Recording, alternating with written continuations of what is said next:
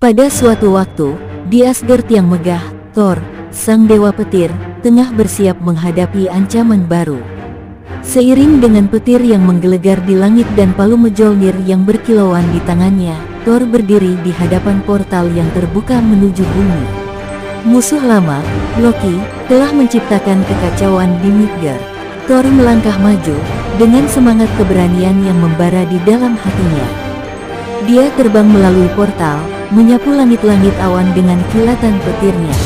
Di bumi, dia berhadapan dengan Loki di sebuah kota yang porak-poranda.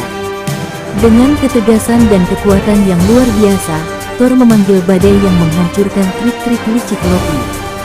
Dalam sekejap, Loki terlempar jauh, dan ketenangan kembali menyelimuti bumi.